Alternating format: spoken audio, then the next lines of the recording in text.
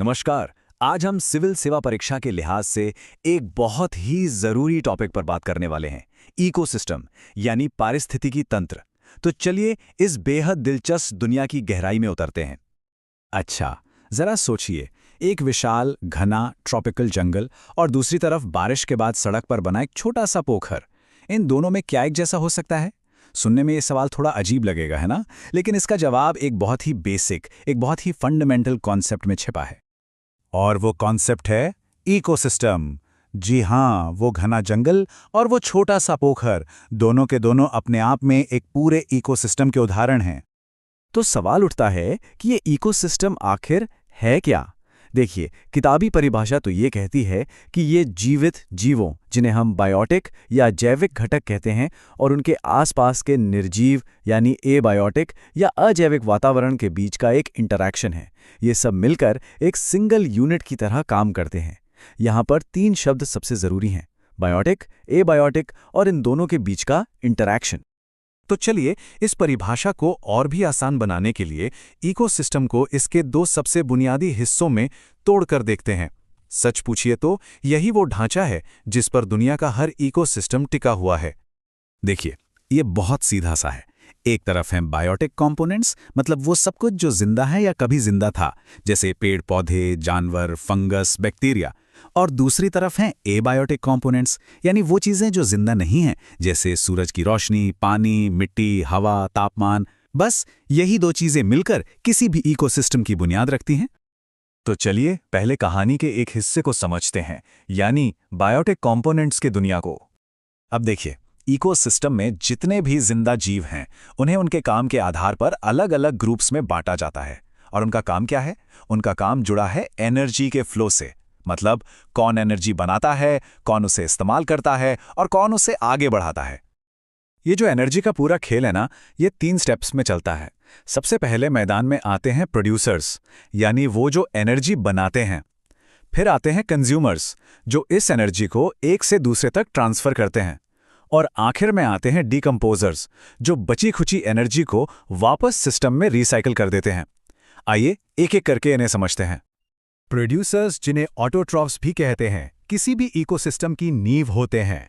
ये वो हैं जो अपना खाना खुद बनाते हैं, ज्यादातर फोटोसिंथेसिस यानी प्रकाश संश्लेषण की मदद से, जैसे कि पेड़ पौधे, एल्गी।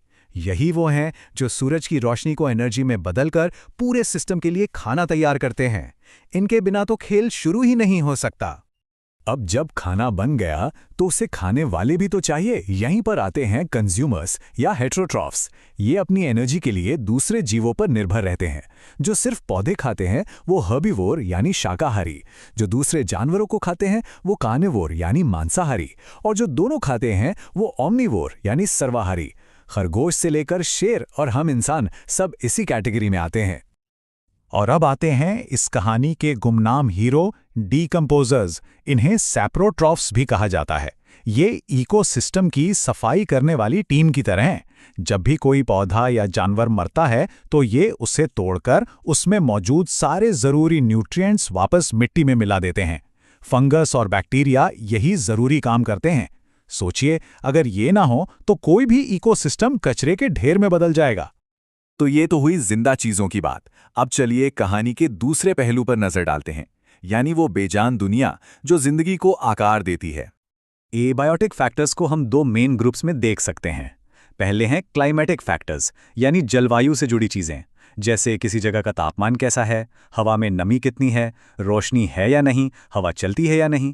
दूसरे हैं एडाफिक फैक्टर्स, यानी मिट्टी से जुड़ी चीजें, जैसे मिट्टी कैसी है, उसका पीएच लेवल क्या है, उसमें कौन कौन से मिनरल्स हैं।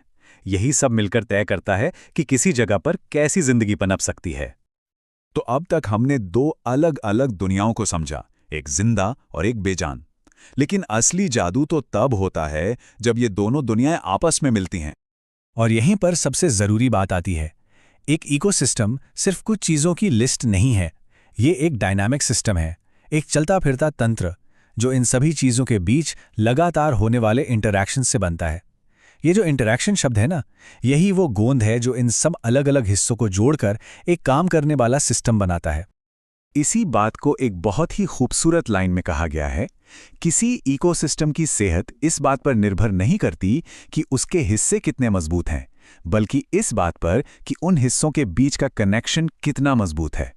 मतलब पूरा सिस्टम अपने अलग-अलग हिस्सों के जोड़ से कहीं ज्यादा बड़ा और कॉम्प्लेक्स होता है। तो आज की इस पूरी चर्चा के बाद एक सवाल के साथ आपको छोड़े जाते हैं। अगर हम इसी लॉजिक को आगे बढ़ाएं तो क्या एक शहर जिसमें इंसान हैं, इमारतें हैं, बिजली और पानी का जाल है, क्या उसे भी एक मानव निर्मित, एक मैन मेड इकोसिस्टम माना जा सकता है? इस पर सोचिएगा जरूर।